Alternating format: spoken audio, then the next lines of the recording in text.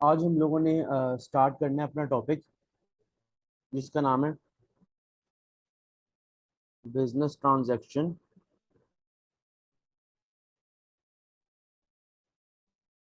Business transactions and documentation. असल में इसके अंदर जो हमने डॉक्यूमेंटेशन मेनली जो डॉक्यूमेंटेशन पढ़नी है और जो मेनली ट्रांजैक्शंस पे डिस्कस करना है वो है कि जिस वक्त हम परचेज करते हैं ना अपना माल, जिस वक्त हम अपना मटेरियल परचेज करते हैं उस वक्त जो भी जितनी भी डॉक्यूमेंटेशन जिस जिस लेवल पे जो जो डॉक्यूमेंटेशन होती है और जिस उस प्रोसेस को पूरा हमने पढ़ना है अलोंग विद द डॉक्यूमेंटेशन। उस ट्रांजैक्शन को हमने पढ़ना है अलोंग विद द डॉक्यूमेंटेशन और मेनली वो परचेज के लिए हासिल होगा। यानी हमारे जो कोर्स में जो है ट्रांजैक्शन जो डॉक्यूमेंटेशन है जो हमारे चैप्टर में वो परचेज से रिलेटेड है, जो वो परचेज से रिलेटेड है। तो अगर हम स्टार्ट करें अपना टॉपिक तो मैं यहाँ पे थोड़ा एक टेबल बनाऊंगा, ठीक है। उस टेबल से हम उस ग्राफ से उस डायग्राम से हम समझेंगे कि क्या प्रोसेस होता है। देखो सबसे पहले ना, सबसे पहला स्टेप क्या होता है जब भी बिजनेस को, आपको पता है बिजनेस के अंदर एक स्टोर्स डिपार्टमेंट होता है जिसके पास माल पड़ा होता है। स्टोर्स डिपार्टमेंट के पास माल पड़ा होता है, ठीक है। और प्रोडक्शन डिपार्टमेंट उस माल को यूज करके फिनिश गुड्स बना रहा होता है। प्रोडक्शन डिपार्टमेंट उस माल को यूज करके फिनिश गुड्स बना रहा होता है। अब जब भी प्रोडक्शन को माल की जरूरत होती है वो स्टोर से कहता है कि भाई मुझे माल चाहिए। वो स्टोर से कहता है कि मुझे माल चाहिए, तो स्टोर क्या करता है, स्टोर्स वो माल प्रोडक्शन डिपार्टमेंट को प्रोवाइड कर देता है। जिस वक्त भी उसको जरूरत पड़ती है प्रोडक्शन डिपार्टमेंट को कि माल की, तो वो स्टोर्स को कहता है कि मुझे माल चाहिए और स्टोर्स क्या करता है वो माल उसको प्रोवाइड कर देता है। अब अगर तो वो देखो, अगर तो वो माल अवेलेबल है उसके पास, अगर तो ये जो अवेलेबिलिटी है अगर हम देखें कि माल अगर तो अवेलेबल है फिर तो फिर तो ठीक है, फिर तो वो प्रोवाइड कर देगा ना। फिर तो वो इजीली कहेगा कि प्रोडक्शन डिपार्टमेंट से कहेगा ठीक है यार ये माल पकड़ो और तुम इसे प्रोडक्शन करो। लेकिन अगर फॉर एग्जांपल उसके पास स्टोर्स के पास ही माल नहीं है, देखो स्टोर्स से माल मंगवाना है प्रोडक्शन डिपार्टमेंट ने और स्टोर्स के पास माल है ही नहीं, यानी कि मजीद खरीदना है, खत्म हो गया फिलहाल। तो वो क्या करता है, अगर अवेलेबिलिटी नो है ना, यानी कि है ही नहीं, माल पड़ा ही नहीं हुआ, तो वो क्या करता है, वो कॉन्टेक्ट करता है, हमारे बिजनेस के अंदर एक डिपार्टमेंट होता है जिसे आप बोलते हो परचेज डिपार्टमेंट। और परचेज डिपार्टमेंट का सिर्फ और सिर्फ यही काम होता है कि उन्होंने माल खरीद के देना होता है, माल खरीद के स्टोर में पहुंचाना होता है।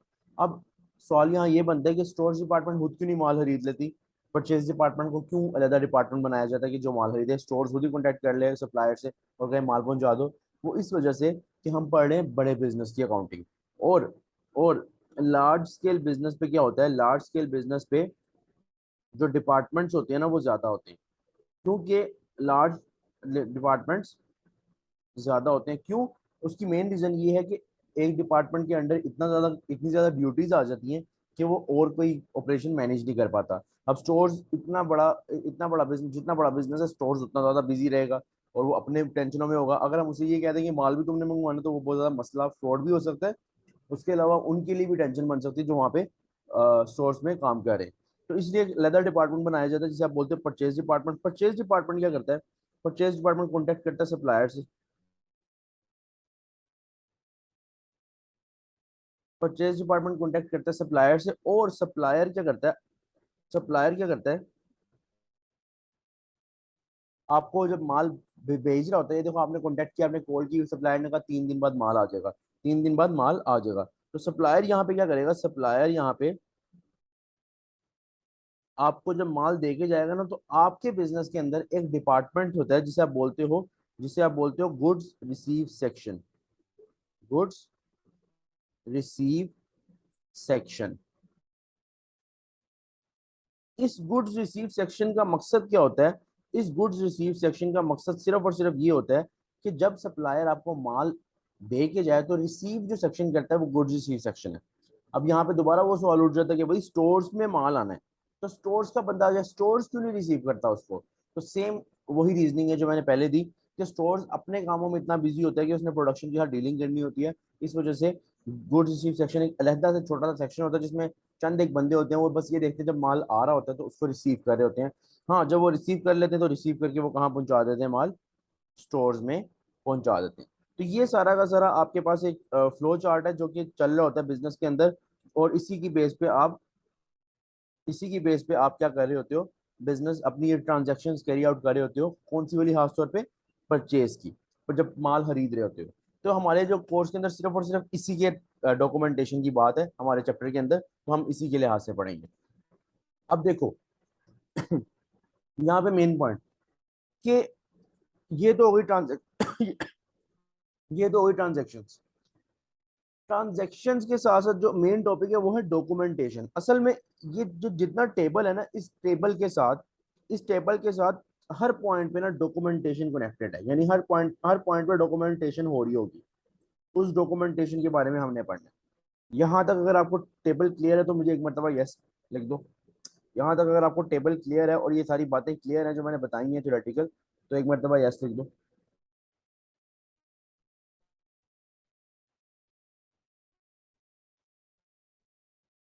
गुड हो गया।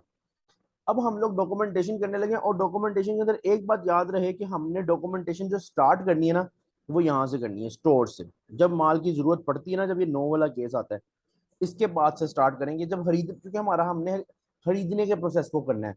प्रोडक्शन और स्टोर्स के दरमियान हम नहीं देखेंगे।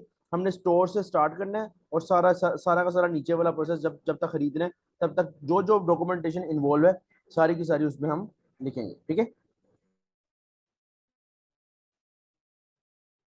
अच्छा, तो सबसे पहला डॉक्यूमेंट यहाँ पे डॉक्यूमेंटेशन में स्टार्ट करने लगा।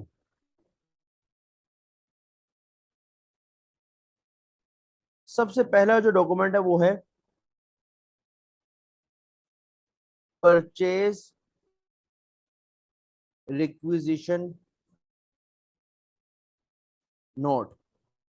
रिक्विजिशन का मतलब होता है रिक्वेस्ट करना।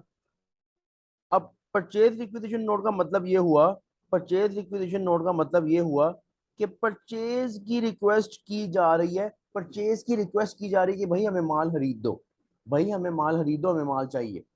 तो आप मुझे बताओ ये कौन सा डिपार्टमेंट कौन से डिपार्टमेंट को कह रहा होगा? ये एक डिपार्टमेंट दूसरे डिपार्टमेंट को कह रहा है कि मुझे माल चाहिए, मुझे खरीद के दो। तो आपके मुताबिक ये कौन सा डिपार्टमेंट किस डिपार्टमेंट को ये वाला डॉक्यूमेंट भेजेगा? जरा थोड़ा ये फ्लो चार्ट देखोगे आपको समझ आ जाएगी। कौन सा डिपार्टमेंट किस डिपार्टमेंट को ये डॉक्यूमेंट भेजेगा कि भाई मुझे माल खरीद के दो?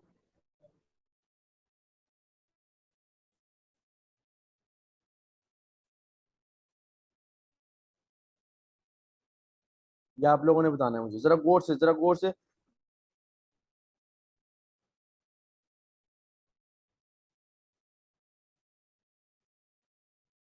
हाँ, तो यहाँ पे असल में ना जो काम खरीदने का होता है वो परचेज डिपार्टमेंट का होता है, और कहता कौन है असल में? स्टोर्स डिपार्टमेंट कहता है। मैंने आपको बताया हमने स्टोर से स्टार्ट करना है, तो स्टोर्स डिपार्टमेंट को जब माल की जरूरत पड़ती है उस वक्त वो परचेज डिपार्टमेंट से कहता है कि भाई मुझे माल खरीद के दो सप्लायर से। ठीक है, तो इसका मतलब ये जो परचेज रिक्विजिशन नोट है ये कौन सा डिपार्टमेंट है?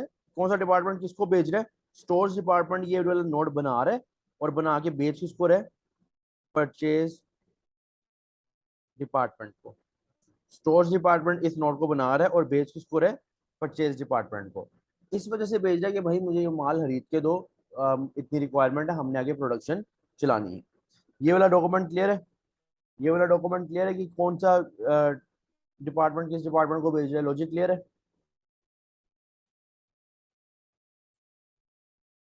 हाँ, तो इसका मतलब इसको प्रिपेयर भी कौन करेगा? स्टोर्स का बंदा ही करेगा ऑब्वियसली। जब स्टोर्स ने भेजना तो प्रिपेयर्ड बाय स्टोर कीपर, जिसके पास स्टोर है ये वही करेगा। ठीक है, और लेकिन प्रिपेयर तो ये करेगा, लेकिन ऑब्वियसली इसके ऊपर सिग्नेचर्स चाहिए, प्रॉपर ऑथराइजेशन चाहिए। तो ऑथराइज कौन करेगा? Authorised bye store manager. मैंने बनाएगा स्टोर कीपर, क्योंकि स्टोर कीपर एक्चुअली गिन रहा होगा माल, और बाद में उसको ऑथराइज कर देगा स्टोर मैनेजर, और वो फिर ऑथराइज होकर वो चीज़ अगले डिपार्टमेंट में चली जाएगी, ताकि उनको पता हो प्रॉपरली डॉक्यूमेंटेशन हमारे पास भी हो और कल को उनके पास भी हो। कल को कोई भी पूछे माल किसने मंगवाया था, तो कोई भी अगर फ्रॉड करना चाहे या मुकरना चाहे तो दोनों डिपार्टमेंट के पास डॉक्यूमेंट है। तो इससे क्या होगा? फ्रॉड के चांसेस भी कम है, और एक हिसाब किताब एक रिकॉर्ड भी रहता है, जिससे कल को कोई फ्रॉड या किसी भी मिस्टेक्स के चांसेस बहुत कम हो जाते हैं, एटलीस्ट जीरो हो जाते हैं। मतलब क्या कहते हैं, तकरीबन जीरो हो जाते हैं, एटलीस्ट करो तकरीबन जीरो हो जाते हैं। अच्छा, तो जब अब देखो परचेज डिपार्टमेंट को जैसे ही पता चला, परचेज डिपार्टमेंट को जैसे ही पता चला कि हमें माल की जरूरत है, यानी उसको ऑब्वियसली परचेज रिक्विजिशन नोट मिला, तो वो क्या करेगा? कॉन्टेक्ट करेगा सप्लायर से। कॉन्टेक्ट करेगा किससे? सप्लायर से। सप्लायर से कॉन्टेक्ट करेगा। अब जब वो सप्लायर से कांटेक्ट करेगा ना, तो सप्लायर हमारे पास दो किस्म के होते हैं। अब देखो, डिपेंड करता है कि सप्लायर एग्जिस्टिंग है यानी पहले से है,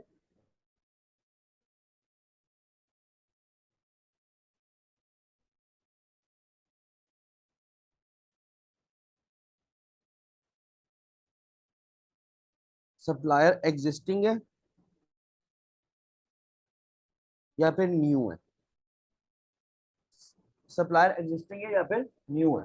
सप्लायर एग्जिस्टिंग है या फिर न्यू है, मतलब कि हमने यहाँ पे ये देखना है कि सप्लायर एग्जिस्टिंग है या न्यू है, क्योंकि उस लिहाज से डॉक्यूमेंटेशन होगी आगे।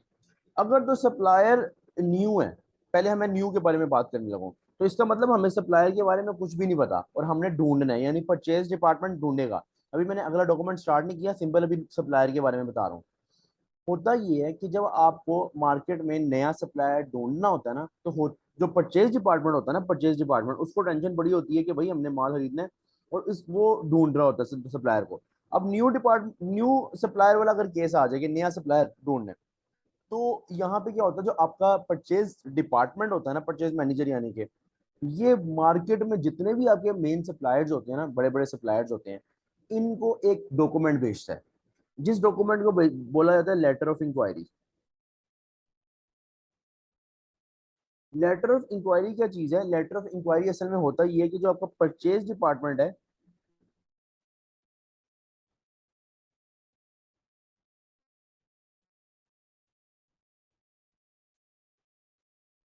जो आपका परचेज डिपार्टमेंट है, ये डिफरेंट सप्लायर्स जो मार्केट के अंदर बैठे हुए हैं,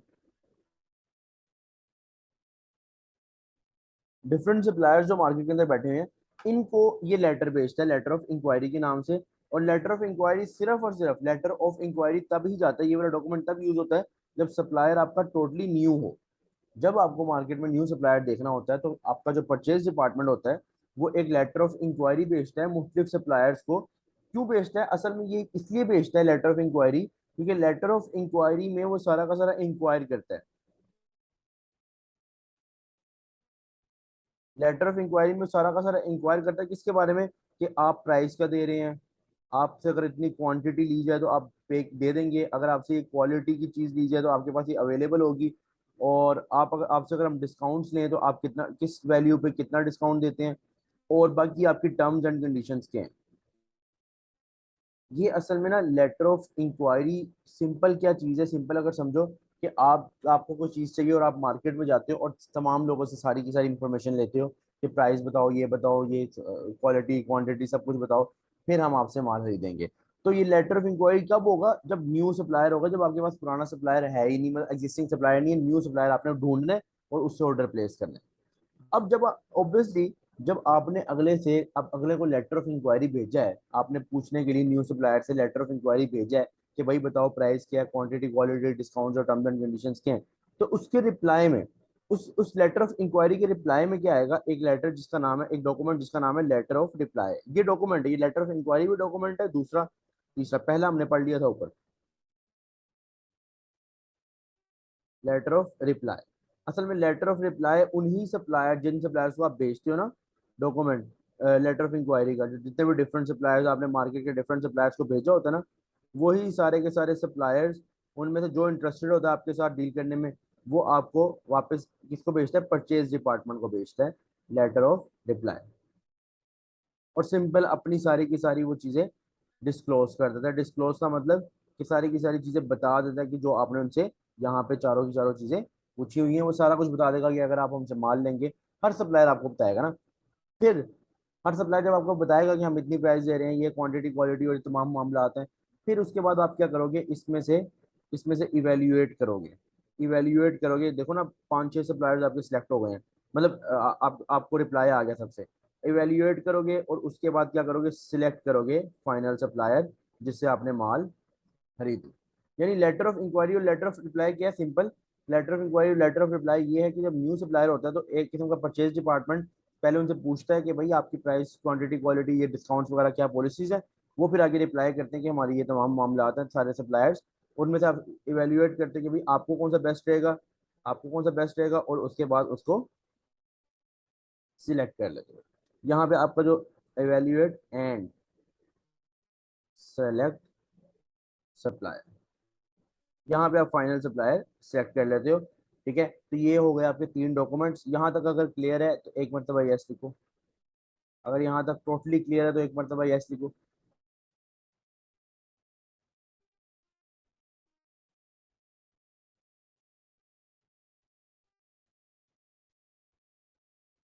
गुड हो गया।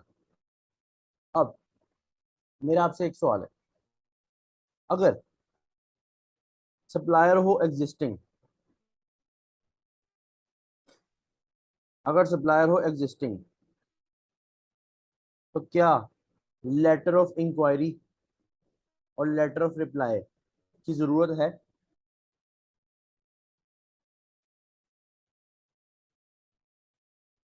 अगर आपका ऐसा सप्लायर है जिससे आप पहले साथ चलते आ रहे हो और आप हमेशा उसी को ऑर्डर देते हो, उसे लेटर ऑफ इंक्वायरी और लेटर ऑफ रिप्लाई वाला उस केस में सीन होगा?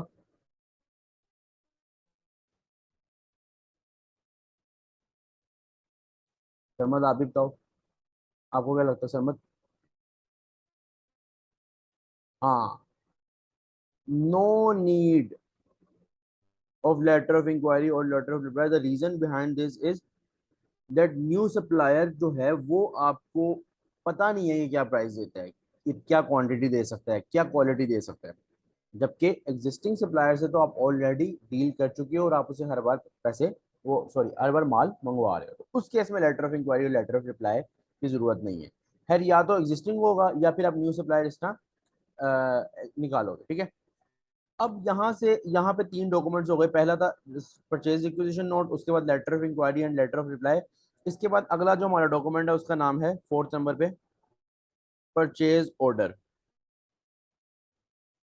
परचेज ऑर्डर मतलब कि जो आप ऑर्डर प्लेस करोगे, ये भी इसका भी एक डॉक्यूमेंट होता है। ऑर्डर का जब आप ऑर्डर करते हो कोई चीज, इसका प्रॉपर एक डॉक्यूमेंट होता है। तो परचेज ऑर्डर भी इसके बाद अब क्या आ गया, एक डॉक्यूमेंट आ गया। अब परचेज ऑर्डर कौन किसको देगा, ये आपने मुझे बताना है। आपके मुताबिक परचेज ऑर्डर कौन सा डिपार्टमेंट किसको भेजेगा? परचेज ऑर्डर कौन सा डिपार्टमेंट किसको भेजेगा?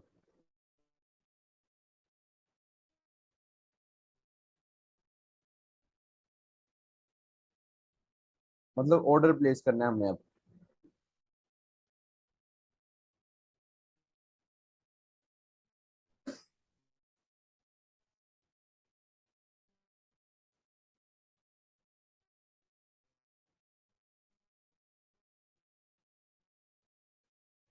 सरमन ने कहा परचेज डिपार्टमेंट सप्लायर्स को भेजेगा। चलो इसको देखते हैं, एक मिनट अजान हो जाए फिर कंटिन्यू करता हूँ।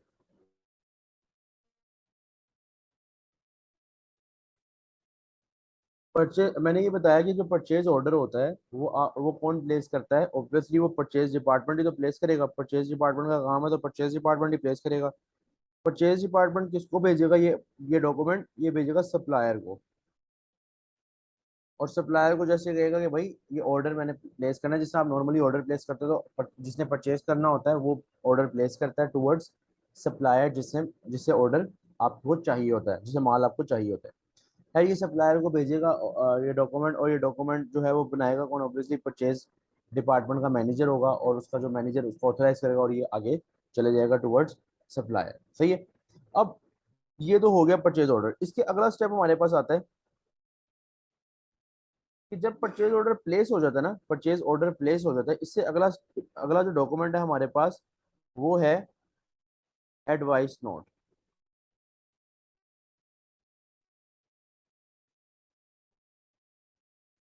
एडवाइस नोट क्या होता है? जब परचेज ऑर्डर, देखो, आपने जब परचेज डिपार्टमेंट ने सप्लायर को ऑर्डर परचेज कर दिया ना, तो उस वक्त सप्लायर तक ऑर्डर, जैसे सप्लायर को ऑर्डर मिल गया ना, तो वो रिटर्न में, वो उसके बदले में एक नोट भेजता है वापस परचेज डिपार्टमेंट को। यानी सप्लायर जो है, जिसको जैसे ही ऑर्डर मिलता है, वो एक एडवाइस नोट बना के वापस वापस परचेज डिपार्टमेंट को भेजता है। और इसके पीछे रीजन क्या होती है? ये बेसिकली एक कंफर्मेशन नोट होता है। इसमें वो कंफर्म करता है अबाउट, कंफर्म करता है अबाउट किसके बारे में? एक तो कि आपके साथ हमारी ये प्राइस डन हुई है, आप आपने इतनी क्वांटिटी हमें कहा है, आपने इस क्वालिटी का माल हमें कहा है, आपके साथ हमने ये लीड टाइम इतना डिसाइड हुआ। लीड टाइम का मतलब कि आज डिफरेंस बिटवीन, मैं इसकी डेफिनेशन लिख रहा हूँ, लीड टाइम की डिफरेंस बिटवीन आपका जो placing an order and receiving N order, यानी कि फॉर एग्जाम्पल आपने अभी ऑर्डर प्लेस किया तो 2 दिन बाद आपको माल मिलेगा, आपने अभी ऑर्डर प्लेस किया तो 2 दिन बाद आपको माल मिलेगा, तो इसका मतलब लीड टाइम क्या है, 2 डेज। ठीक है। और इसके अलावा बाकी टर्म्स एंड कंडीशंस जो आपकी और हमारे दरमियान हुई हुई हैं, तय हुई हुई हैं, फाइनल हुई हुई हैं। तो बेसिकली एडवाइस नोट क्या है कि जैसे ही परचेज डिपार्टमेंट सप्लायर को ऑर्डर भेजता है, सप्लायर वापस परचेज डिपार्टमेंट को एडवाइस नोट भेजता है उसी दिन, क्योंकि माल देखो ना, माल ने हफ्ते बाद आना है, 6 दिन बाद आना है। अब हो सकता है कि किसी भी वजह से सप्लायर तक आपका ऑर्डर पहुंचा ही नहीं है, आप समझ लो कि 6 दिन बाद माल आ जाएगा, और 6 दिन बाद पता चलता है कि वो कहे हमें तो आपका ऑर्डर ही नहीं सी हुआ, किसी भी वजह से डॉक्यूमेंट इधर उधर हो गया। तो एडवाइस नोट एक किस्म की कंफर्मेशन डॉक्यूमेंट है, कंफर्म किया जाता है कि आपसे हमारा ये चीजें माहिदा हुआ हुआ है, ये कॉन्ट्रैक्ट हुआ हुआ है, इसके मुताबिक आपको हम इतने लीड टाइम के मुताबिक इतने दिनों में माल पहुंचा देंगे।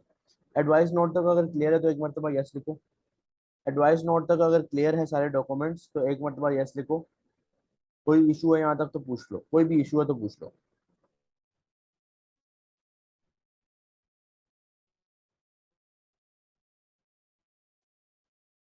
शर्मा आपको क्लियर है? गुड हो गया। अब जैसे एडवाइस नोट के बाद क्या होता है, अब 6 दिन 7 दिन जितना भी लीड टाइम था जो डिसाइडेड था वो गुजर गया, 6 दिन 7 दिन जितना भी लीड टाइम था वो गुजर गया। अब माल लेके आ गया कौन? माल लेके आ गया आपका सप्लायर। ठीक है। तो सप्लायर जब माल लेके आ रहा होता है ना, सप्लायर जिस वक्त माल लेके आ रहा होता है साथ एक नोट लेके आता है जिसे आप बोलते हो डिलीवरी नोट। यानी सप्लायर ने सप्लायर आया माल लेकर, सप्लायर आया माल लेकर किसके पास? बायर के पास, यानी हमारे पास। बायर के पास सप्लायर माल लेके आया। जब सप्लायर अपनी गाड़ी लेके, अच्छा इसमें ट्रांसपोर्ट कौन यूज कर रहा है? सप्लायर यूज कर रहा है। ट्रांसपोर्ट किसकी है? सप्लायर की है। यानी उसने कहा कि हम मैं आपके पास, आप मुझे आप हमें ऑर्डर करें, आपको पहुंच पहुंच जाएगा माल। तो सप्लायर यानी ट्रक जो या लोडर जो भी चीज़ है वो कौन लेके आ रहा है? सप्लायर ला रहा है बायर के पास। जब सप्लायर आएगा उस वक्त उसके पास एक नोट होगा जिसका नाम है डिलीवरी नोट। और डिलीवरी नोट क्या करेगा? असल में ये डिलीवरी नोट से होता क्या है, इसको ना, इसकी होती है डिलीवरी नोट की 2 कॉपीज। कितनी कॉपीज होती हैं? 2 कॉपीज, यानी फोटो कॉपीज 2 होती हैं। दोनों पे सिग्नेचर, जब जैसे फॉर एग्जांपल मैं सप्लायर, मैं बायर हूँ, मेरे पास सप्लायर आया माल लेके, उस उतरा वैन से, ट्रक से, और उसने कहा भाई ये डिलीवरी नोट है, ये 2 डिलीवरी नोट है, इन दोनों पे आप साइन करें। तो ये दोनों पे साइन कौन करेगा? बायर करेगा, क्योंकि वो तो प्रिंट करके लेके आया ना। तो ऑथराइजेशन वो मुझसे लेगा, कंफर्मेशन वो मुझसे लेगा, यानी साइंड बाय बायर। दोनों को साइन बायर करेगा। फिर क्या होगा कि जो एक कॉपी है वो वापस ले जाएगा अपने इदारे में, अपने बिजनेस में, यानी सप्लायर का जो बंदा आया हुआ है ना, डिलीवरी बॉय आया हुआ है, वो जैसे ही माल देगा 2 कॉपीज होंगी, दोनों पे साइन करवाएगा। ठीक है। एक कॉपी सेंट बैक, यानी वो खुद वापस ले जाएगा, और एक कॉपी वो हमें दे देगा, एक कॉपी हमें यानी बायर को दे देगा। यानी कि अगर थोड़ा इसका नक्शा खींचे तो सप्लायर आया, माल उतारा, साथ एक नोट लाया डिलीवरी नोट, उस पर उसने बायर को कहा दोनों दोनों पे साइन करो, दो दो थे कॉपीज, दोनों पे साइन करो। दोनों पे साइन किया बायर ने। एक कॉपी वो खुद रख लेगा और ले जाएगा वापस, और एक कॉपी हमें दे देगा कल के लिए, कल का रिकॉर्ड आपके पास पड़ा रहे। ये ना हो कि कल को कोई इशू हो इस वजह से। ठीक है। तो डिलीवरी नोट जो है, डिलीवरी नोट की अगर हम बात करें तो ये इसमें क्या है, सप्लायर बायर के पास माल लाते हुए एक डॉक्यूमेंट लाता है जिसे डिलीवरी नोट बोलते हैं। लेकिन लेकिन यहां मैंने एक पॉइंट बताया था, अगर मैं हाईलाइट करूं, कि ट्रांसपोर्ट कौन यूज कर रहा है? सप्लायर। ट्रांसपोर्ट कौन यूज कर रहा है? सप्लायर। अब फॉर एग्जांपल आपका सप्लायर जो वो ट्रांसपोर्ट फैसिलिटीज नहीं देता, और वो कहता है कि भाई माल खुद लेके जाओ, यानी कि अब ट्रांसपोर्ट कौन यूज कर रहे हैं? बायर। अगर वो कहे बायर को कि भाई, अगर वो बायर को बोले कि भाई ट्रांसपोर्ट तुम अपनी खुद लेके आओ, और जो माल तुमने ऑर्डर दिया आके ले जाओ, यानी ट्रांसपोर्ट बायर की है। तो इस केस में डॉक्यूमेंट कौन बना के लेके जाएगा? बायर बना के लेके जाएगा। बायर बना के लेके जाएगा, यानी बायर लेके जाएगा एक डॉक्यूमेंट सप्लायर के पास, क्योंकि इस बार सप्लायर नहीं आ रहा हमारे पास, हम सप्लायर के पास जा रहे हैं। सप्लायर नहीं आ रहा हमारे पास, हम सप्लायर के पास जा रहे हैं, इसलिए हम एक डॉक्यूमेंट लेके जाएंगे। लेकिन याद रखना, इसको डिलीवरी नोट नहीं बोलेंगे। डिलीवरी नोट तब बोला जाता है जब ट्रांसपोर्ट हो, जब जिस वक्त ट्रांसपोर्ट हो सप्लायर की। अगर हम लेके जाते हैं, यानी मैं 6 के आगे लिख रहा हूँ 1, 6 का पहला डॉक्यूमेंट और 6 के अंडर ही आ रही है 6 डॉक्यूमेंट, ये या तो डिलीवरी नोट यूज होगा अगर ट्रांसपोर्ट उनकी है, अगर ट्रांसपोर्ट हमारी है तो 6 का दूसरा लिख रहा हूँ, इसे बोलते हैं कंसाइनमेंट नोट। यानी ये समझो कि कंसाइनमेंट नोट तब होता है जब ट्रांसपोर्ट बायर की हो, और डिलीवरी नोट तब होता है जब ट्रांसपोर्ट सप्लायर की हो। ठीक है, तो अब बायर की ट्रांसपोर्ट है तो इसका मतलब बायर सप्लायर के पास जा रहा है। ठीक है, इस बार बायर जो है वो डॉक्यूमेंट बना के लेके जाएगा। ठीक है, और सेम ऐसे करेगा कि 2 कॉपीज लेके जाएगा, और जैसे उसने किया था ना उसमें डिलीवरी नोट में, वैसे यहाँ पे भी सेम होगा कि इस बार ये सप्लायर को कहेगा कि तुम दोनों कॉपी साइन करो, माल पकड़ लेगा उससे और कहेगा तुम दोनों कॉपी साइन करो, और एक कॉपी सप्लायर को दे देगा।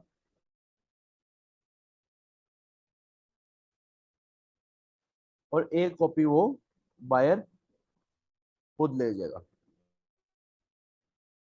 रिटेन्ड बाय बायर, रिटेन्ड का मतलब संभाल लेगा, अपने साथ ले जाएगा। सारा का सारा नक्शा सेम है, बस एक के अंदर ट्रांसपोर्ट जो है वो सप्लायर की है, तब डिलीवरी नोट यूज होगा। अगर ट्रांसपोर्ट बायर की है तो कंसाइनमेंट नोट यूज होगा। बाकी सारी की सारी चीजें सेम है।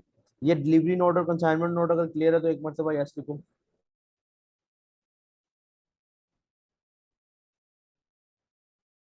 डिलीवरी नोट और कंसाइनमेंट नोट अगर क्लियर है तो एक मरतबा यस लिखो।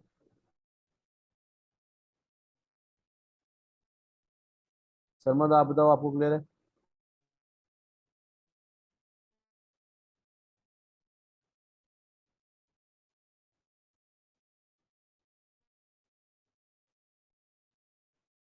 वो एक अलग केस है, अगर गुड्स ज्यादा आ जाए या इनवॉइस गलत आ जाए, या इनवॉइस ज्यादा, इनवॉइस जो बन के आनी है आगे, बिल आना है वो ज्यादा आ जाए, ये भी आना है, सारा हम पढ़ेंगे। ठीक है, वो आगे आएगा, अभी सब कुछ आगे आएगा, ये जो आप कह रहे हैं ना रिटर्न नोट सब कुछ आएगा आगे। ठीक है। अच्छा, क्योंकि अभी तक पेमेंट की बात, अभी तक फाइनल बात नहीं ना हुई, अभी तो माल आया सिर्फ। ठीक है, उसके बाद के मसले मसाइल अब स्टार्ट होंगे। अच्छा, इसके बाद एक डॉक्यूमेंट है 7th नंबर पे, इसे बोलते हैं गुड्स रिसीव नोट, GRN। असल में GRN जो नोट होता है ये बनाता कौन है? GRN नोट बनाता है आपका, जो अभी मैंने थोड़ी देर पहले बताया था, एक सेक्शन होता है जिसे आप बोलते हो गुड्स रिसीव सेक्शन, जिनका काम होता है माल रिसीव करना। मतलब जो माल रिसीव करने वाला होता है वो स्टोर्स नहीं होते, वो गुड रिसीव सेक्शन होता है। ये डॉक्यूमेंट जो GRN है ये वो बनाते हैं, ये प्रिपेयर कौन करता है? गुड रिसीव सेक्शन प्रिपेयर करता है, prepared by goods receive section. और अगर आपसे कोई भी पूछे कि पूरे के पूरे साइकिल में इंटरनल डॉक्यूमेंट कौन सा है, तो बता देना कि goods receive note internal document है। क्यों बोला? उसकी रीजन ये है कि GRN बनाया इसलिए जाता है कि जो गुड रिसीव सेक्शन होता है ना, उसको पहले बता दिया जाता है कि भाई तुम्हारे पास इतना माल आएगा। उसको पहले बता दिया जाता है, परचेज डिपार्टमेंट बोल देता है कि भाई माल आएगा, तुमने तुमने रिसीव करना है। वो उसके लिए एक नोट बना देता है, GRN खुद बनाता है, खुद बनाया GRN। माल आया, उसने GRN के साथ मैच किया, डिलीवरी नोट और GRN, जो डिलीवरी नोट वहां से सप्लायर लाया, यहाँ से इसके पास GRN होगा, क्योंकि बिजनेस बड़ा है, वो जो ऑर्डर देने वाला और बंदा है, रिसीव करने वाला हो रहा है। तो रिसीव करने वाले के हाथ में GRN होगा, और जो दूसरी साइड उसके बाद डिलीवरी नोट होगा, ये दोनों को मैच करेगा। अगर मैच हो जाएगा तो कहेगा चलो यार उस्ताद जी माल लाओ, और क्या कहते हैं माल को ले जाएगा, बिजनेस के स्टोर्स भिजवा देगा। अब इसको इंटरनल डॉक्यूमेंट इसलिए कहा जाता है क्योंकि ये बनाता कौन है? Good receive note. और यूज भी कौन करता है? Good receive note. जितने भी इससे पहले मैंने नोट्स बताए हैं, अगर मैं स्टार्ट करूं जहां से भी, तो सारे के सारे नोट्स अगर आप थोड़ा सा फोकस करो, एक डिपार्टमेंट दूसरे डिपार्टमेंट में भी भेज रहा है। परचेज रिक्विजिशन नोट किसने? स्टोर्स भेज रहा है परचेज डिपार्टमेंट में। उससे अगला देख लो, letter of inquiry purchase department भेज रहा है डिफरेंट सप्लायर्स को, दो डिपार्टमेंट मतलब अलग डिपार्टमेंट से निकल के दूसरी जगह पे गया, ये डिफरेंट सप्लायर भेज रहा है उसको, क्या कहते हैं, डिफरेंट सप्लायर भेज रहा है किसको? परचेज डिपार्टमेंट को। ठीक है। अच्छा, तो ये डिफरेंट सप्लायर्स भेज रहे हैं किसको? अगर देखा जाए ये वाले डिफरेंट सप्लायर्स को। और अगर लेटर ऑफ रिप्लाई की बात की जाए तो डिफरेंट सप्लायर्स भेज रहे हैं परचेज डिपार्टमेंट को। ठीक है, इसमें भी दो डिपार्टमेंट, मुख्तलिफ डिपार्टमेंट्स हैं। परचेज ऑर्डर देखा जाए ये भी दो डिपार्टमेंट्स हैं, परचेज डिपार्टमेंट भेज रहा है सप्लायर को। एडवाइस नोट भी देखा जाए तो सप्लायर भेज रहा है परचेज को।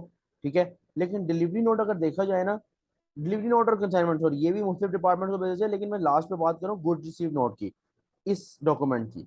इसको अगर देखा जाए तो ये प्रिपेयर भी यही कर रहा है और यूज भी यही कर रहा है। जैसे ही माल आएगा इस डॉक्यूमेंट को यूज किया जाएगा और बस अपने डिपार्टमेंट की हद तक के यूज करेगा, ये इसने कहीं और नहीं भेजना। इसीलिए इसको कौन सा डॉक्यूमेंट कहा जाता है? Internal document. ये बड़ा इंपॉर्टेंट एमसीक्यू है कि तमाम डॉक्यूमेंट्स में से इंटरनल डॉक्यूमेंट कौन सा है, तो वो है GRN। ठीक है। अब इसके बाद सारा का सारा स्टेप यहाँ पे कंप्लीट हो गए, अभी सिर्फ एक चीज रह गई है। सारा का सारा माल आ गया, प्रूव हो गया कि सब कुछ ओके है, प्रूव हो गया कि सब कुछ ओके है। अब सिर्फ और सिर्फ जो फाइनल चीज रह गई है वो ये है कि पेमेंट। पेमेंट तो यहाँ पे लास्ट डॉक्यूमेंट हमारे पास कौन सा है? लास्ट डॉक्यूमेंट हमारे पास है इनवॉइस।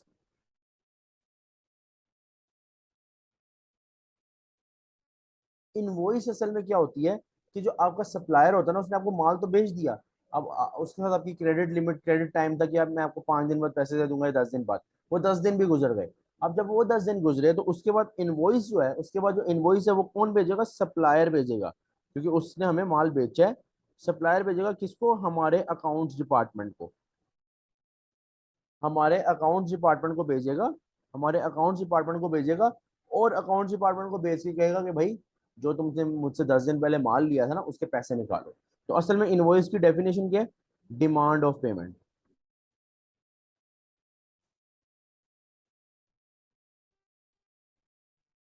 Demand of payment. और ये सिंपली कौन भेज रहा है? सप्लायर अकाउंट्स डिपार्टमेंट को भेज रहा है। Accounts department. यहाँ तक आप लोगों को सारे के सारे नोट्स क्लियर हैं? अगर क्लियर हैं सारे डॉक्यूमेंट्स तो एक मरतबा यस लिखो। यहाँ तक सारे के सारे क्लियर हैं? कोई क्वेश्चन है तो वो भी पूछ लो।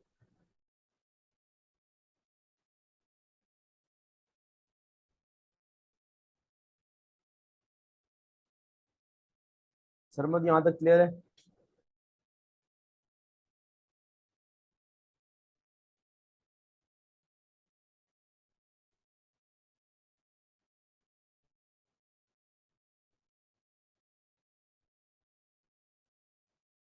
कोड हो गया। अब क्या सीन है? अब ये सीन है कि जनाब आपके पास